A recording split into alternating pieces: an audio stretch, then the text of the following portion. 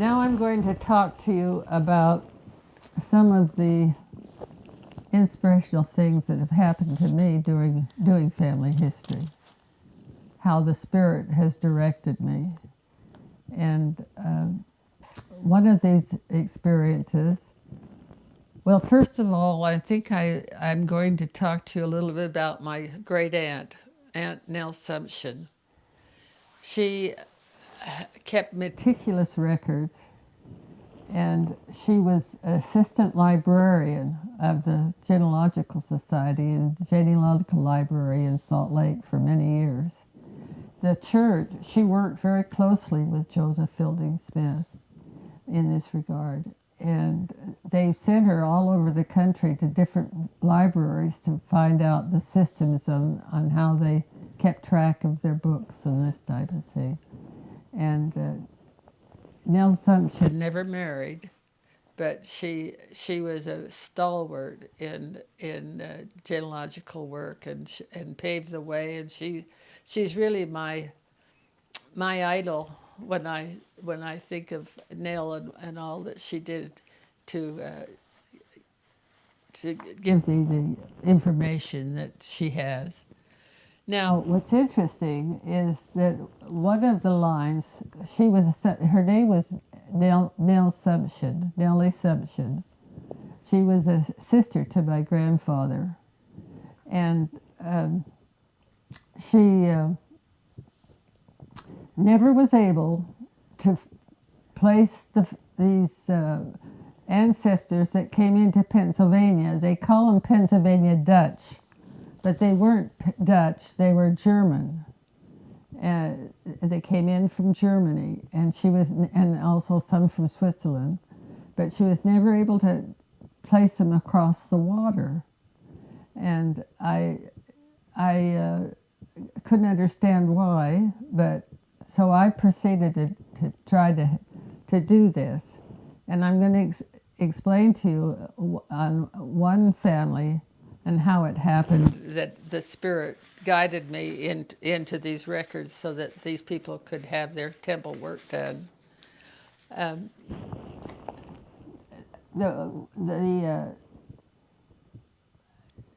Her Aunt Nell's mother was Christiane Olivan, and her grandmother was Christiane Stentz. And the Stentz line goes into the Winagle line. That's an interesting name, but it's Winagle. And we just were not able to get them the family across the water. And I had a neighbor who served a mission in Germany, and then she majored in genealogy. So I asked Jenny Anderson to help me to see if she can help get the Winagles across the water. And so I gave her all the information I had, and I was to meet her at the library in Salt Lake. And she had given me a map just prior to our meeting. Jenny gave me this map that had the area that we were interested in, but we didn't know which town. And another thing is, if you don't understand how to read German script, it's really difficult to do German genealogy. Well, I was to meet Jenny that afternoon, and as I was about to go in the library, I looked at this map, and the Spirit said to me, "Go to Sinsheim." I'd never heard of Sinsheim before, but here it was on the map, and so I went to Sinsheim, and there was the marriage record. And the marriage record in German records are very good because they give more detail than most most other records, like in England or in America. They'll give the the parents. It'll also tell you where they were from and the vocation of the individual and on and on. But so German records are, if you have a German genealogy, they can be very fruitful. But it was an inspirational day for me and for Jenny to think that I was able to immediately go to Sunshine and find this marriage record. And as a result, it took our family to Horheim in Germany. And this isn't too far from where we lived when we were in the service. And went to Horheim, and then from these records, we went back into the 1600s, which Aunt Nell, I'm sure she was on the other side, prompting me all along the way. That's awesome. So that was one experience where the Spirit led me to records that I never would have had otherwise. And we could have been years looking for the Wanagles, and then maybe never finding them. Okay. The next instance I'm going to talk to you about is, I'm going to talk to you about the Stentz family. Remember, that's part of the Ulliman family that Aunt Nell never was able to get across the water. How do you spell Stentz? Stentz. So, Catherine was living in Germantown, Maryland, with her family because her husband was going to medical school in Bethesda. And so I had made several trips back there. And this one trip, I decided that I would go over to York, Pennsylvania, which isn't too far, and see what I could find. And sure enough, when I got to the Historical Society and told them what I was looking for, they brought out all these folders, and immediately I could recognize Aunt Nell's handwriting. So some of the records were from Aunt Nell. But there was another folder from a man by the name of Buster Stentz. Buster said that Aunt Nell's records were wrong, and that made me a little upset. So I wanted to go see Buster. So I came home and I called my cousin, Loretta, and my brother was living in Seattle area, and Buster was there, very close by. And I said, Dan, can we come and stay with you while we go and do this genealogical search? And he said that would be fine. And so Loretta and I flew to Seattle and went down and saw Buster. And Loretta is extremely allergic to smokers. And back then, why people smoked all the time, anywhere and everywhere. And we were in this room with Buster, and he must have smoked 2 or 3 packs while we were there. We were there all afternoon. But he had on a shelf all of his research, and he had found the Stentz family in Germany that we didn't know about. And with the records and the sources that he had, I knew that he was correct in what he had searched out. And so here are all these records, and he was a little hesitant for us to even look at them. But he was going to publish them, and it would have cost $100,000 to publish these books. So that was out. We didn't have $100,000. So we came home a little bit disappointed. But about 4 or 5 years later, he did publish them, and I got a set, and I think I paid $500 for about 6 books that he had. And it gave us all kinds of information on the Stentz family, and we were able to go further back than Aunt Nell had been able to do.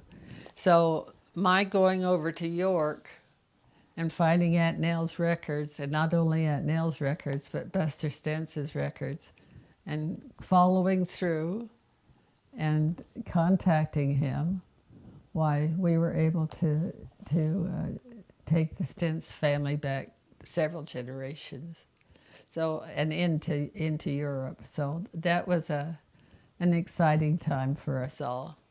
Now I'm going to tell another story about Aunt Nell.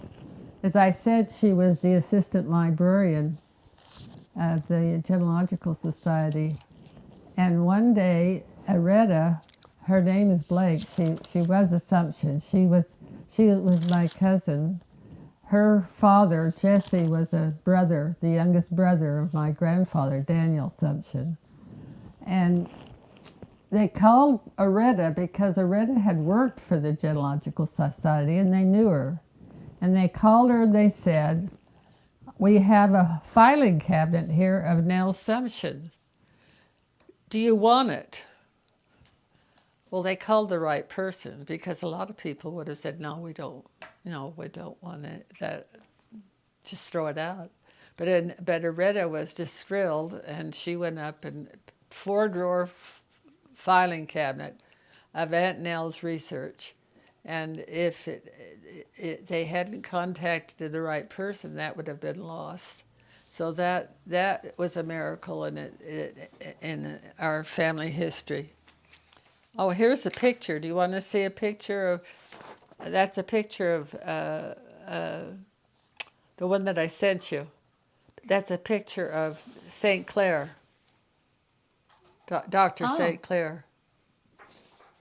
It's on this history about St. Clair's name. I'm going to tell you another story that was inspirational to me. I searched 25 years for my great-grandfather.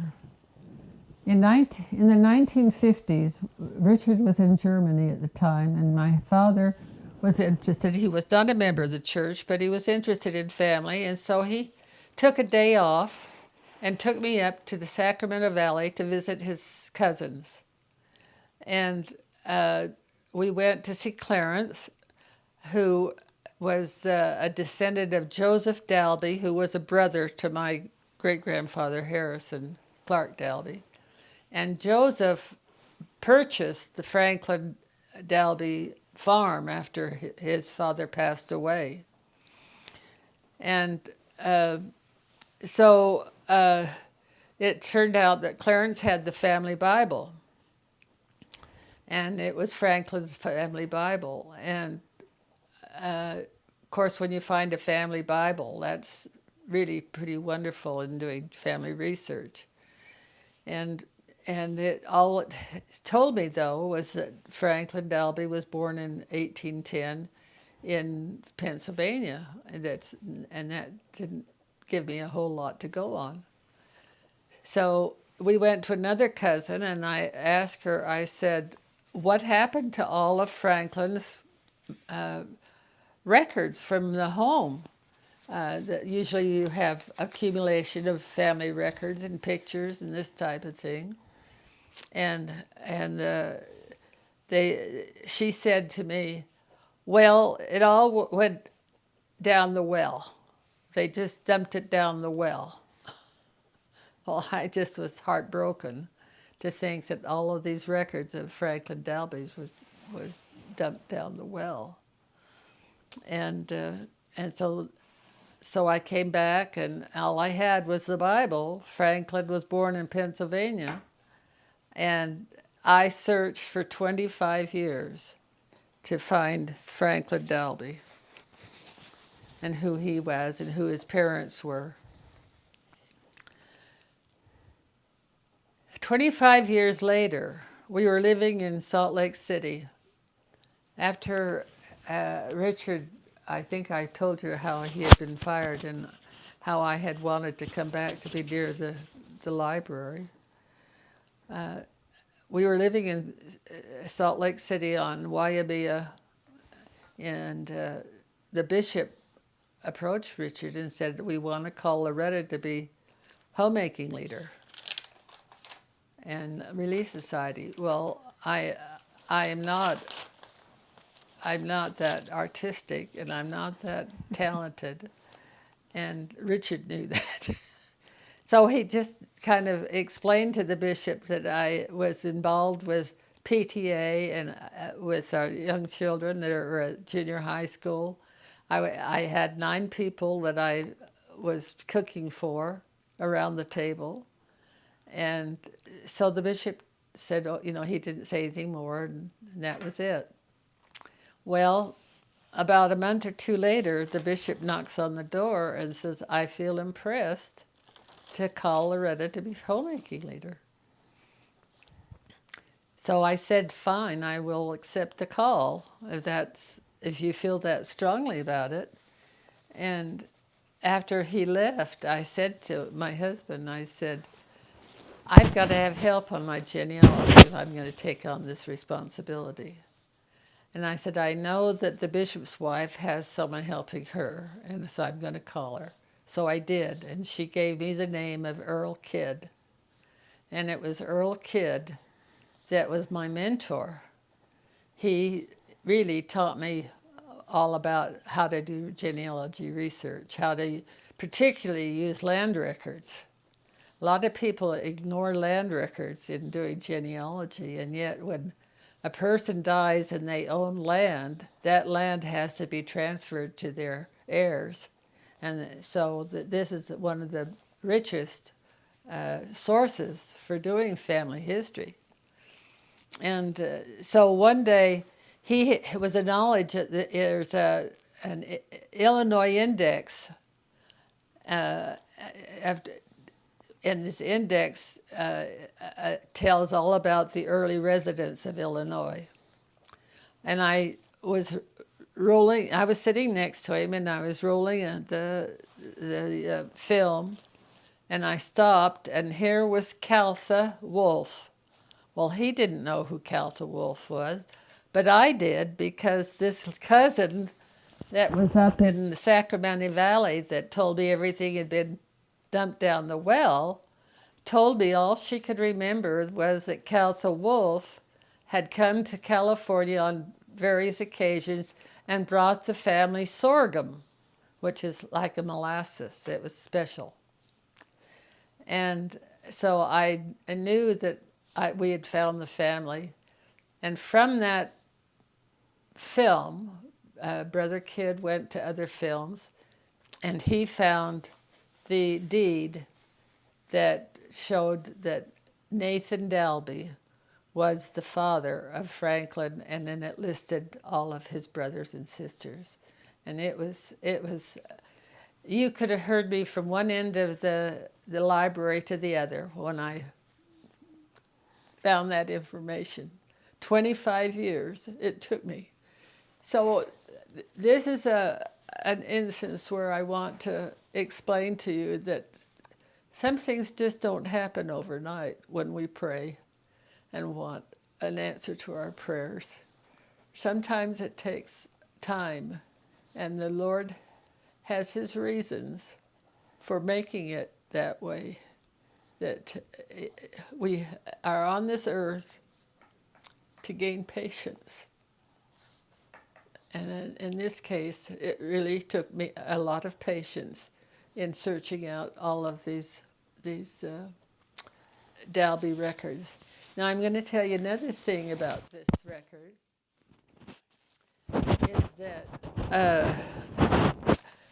after we had found this information, I got a hold of a lady in Denver, Colorado, that sent out Dalby newsletters all over the world, all over the United States. She would send out maybe 100 or more every other month. And as a result, she put me in touch. She knew when this Doris Leachman wrote to her that she was part of my Dalby family. And so I wrote to Doris, and Doris wrote back to me, and not too long after, she went down to see a cousin in Round Mountain, California. And she found like a Dalby, it was like a Bible of Nathan. Now I had Franklin's Bible, but this was a record on a piece of paper showing Nathan and his wife Elizabeth, and listed all their children. And Franklin was there, and they of course were born in Quakertown in Pennsylvania. And so when she wrote to me and gave me this record, I said to Richard, Richard, we are going to Round Mountain. And so we did. Within a month or two, made this trip to Round Mountain, and Doris came down to be there with us when we were there. And for some reason, there was a picture of Franklin's sister on the wall. Her name was, she had married a Leachman. I'm trying to think of her first name. I can't. Rachel. I think her name was Rachel. No, that's not right. But anyway, she married a Leachman. Mariah. See, maybe at 90 I'm not too bad. And so on the back of this picture, it said there are 2 Dalby quilts that were quilted in 1810, and they are as new and as if they had just been made. They're in that kind of condition. And so I went to Doris and I said, Doris, where do you think these quilts are? So she said, well, I'll ask Violet. And Violet says, well, they're right here in the closet. So we encouraged her to bring them out of the closet, out of the pillowcases, so that we could see them and take pictures of them.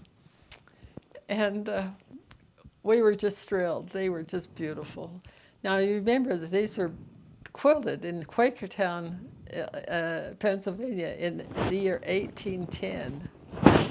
And they really were just like they were just in perfect condition. I said to Violet, Violet, these are so gorgeous, they belong in a museum. Well, she said, they're not going to get them.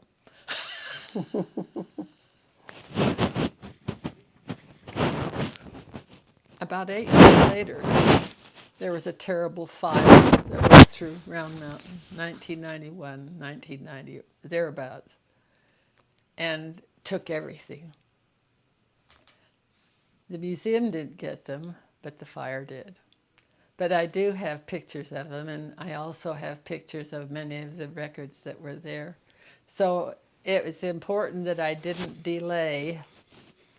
And after our mission, I never did find out whether these were still in existence or not. And after our mission in 98, I said to Richard, I said, I want to go home by way of Round Mountain to see what happened to those records, to the quilts and the records. And when we pulled up to the address where everything was gone except a mobile home, so that I knew that everything had been destroyed in the fire. But we did get a record because we had not hesitated and gone and gotten the information before they were destroyed. Now, I've got one more story about the Dalbys. Now, this Nathan Dalby was married to Nathan Dalby was married to an Elizabeth, but we didn't know who her parents were. And we did find her grave site in, guess where? Quincy, Illinois. My people were in Quincy, Illinois in 1826, before the Mormons ever came from Missouri. And so we found the gravesite and the gravestone, and on it, it's cracked. It says Nathan, it says Elizabeth wife of Nathan Dalby. And, and there were chiggers. Do you know what chiggers are? They're like little mosquitoes that bite you. And they were chiggers in the grass, and Richard wasn't very happy being bitten, but I said, go get my toothbrush so I could clean off the, go get my toothbrush so I could clean off this gravestone. So he did. He was a very kind husband, and he supported me our whole married life of 69 and a half years. He supported me in everything I wanted to do. So he went and got my toothbrush, and as I was brushing off the tombstone, I said to myself, will I ever know who Elizabeth is? Because where do I go next? Will I ever know who Elizabeth is? And several years later, we were living on 1100 South here in Mapleton, and I was standing at the sink looking out at Maple Mountain, and it came to me so very forcibly that she had named her son Daniel Richardson after her father. And so I said to Richard, I've got to go to BYU right now. So I got over there and went into the deeds, and sure enough, I found the death and probate record of Daniel Richardson, and it indicated that Nathaniel Dalby, or Nathan Dalby, was the husband of Elizabeth, his daughter. That was a profound, inspirational experience in my life in doing family history. The Richardson line that I told you about, Daniel Richardson being the father of Elizabeth.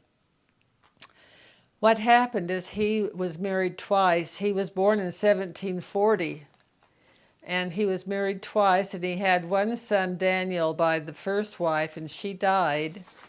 And then on the second wife, he married out of unity. And that means that he married out of the Quaker faith. And we searched and searched and searched to find where the maiden name of this Elizabeth might be. But we haven't been successful at this point. I haven't found her maiden name. But I have been able to locate all of the children of Daniel Richardson and his wife Elizabeth. They had a Joshua who went out to Indiana, and a lot of his children moved on to Oregon and are in the Oregon records. And then there was was it Mary? She married a John Franklin. I think it was Mary. All right, now I'm going to tell you another inspirational experience in my life in doing family history, and that was with my Assumption family. My mother was Assumption. She was born and raised in Springville, Utah. Her father was Daniel Assumption. Her mother was Loretta Oakley. So guess where I got my name? I was named after my grandmother, and I'm very proud to that fact. But I talked to you earlier about Nell Assumption and all the work that she did on the Assumption line. But there was a kind of a stalemate on going back one more generation, because I told you earlier that German genealogy is more detailed in the records, in the birth records and things. But in England, oftentimes all it will tell you is the father. It won't give you the mother. And you have 3 or 4 fathers by the same name in the same time period. And so as a result, you go back and forth and try to determine which father is correct. Well, this was the case over a period of 100 years or more. the Assumptions had paid genealogists in Salt Lake all kinds of money in order to find this correct Assumption. There was Assumption born in 1765 who could have been the father of our Samuel. And then there was Assumption who was born in 1745 who also was named Samuel, that could have been our Samuel.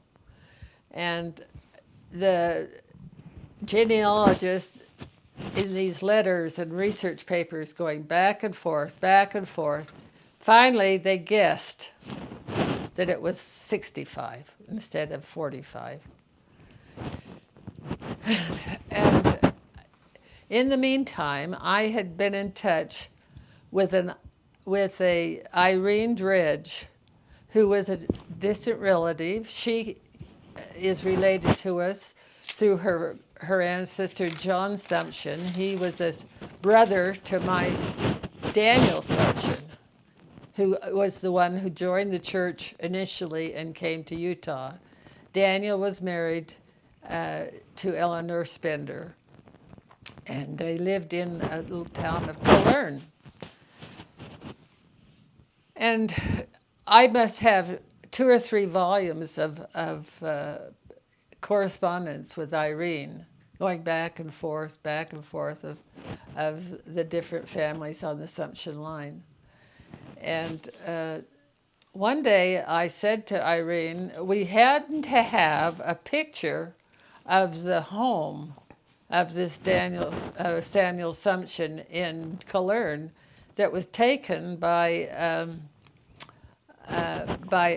descendant who had been there on a mission. And so we had a really good picture of the home. And so she sent that to the county or to the town historian. Oftentimes, the towns have town historians that can help you in your family history. So she sent it to the town historian, and he identified it and identified who was living there. So Irene went over to visit the historian, and they went to visit the owner of the Assumption home that Daniel left I think they came in 1852 to Springville. And she said, well, we're looking for deeds. Would you know of any deeds on this home? Oh, he said, I have them right here. So he brought out these deeds, and they're large, quite large pieces of paper. And so she had to take pictures of them in sections. And I tried to get a photographer to go in and take it so that it would just be in one piece, but we never managed to do that. But we do have it where it was taken in sections, and then we put it together. But this deed, it proved that the father was Samuel 1745 and not 1765.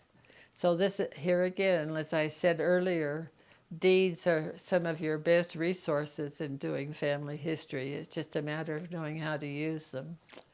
So that was wonderful, because that helped us take the family back another generation and knowing that it was correct. Because before they had our Samuel sealed to the wrong Samuel, wrong family.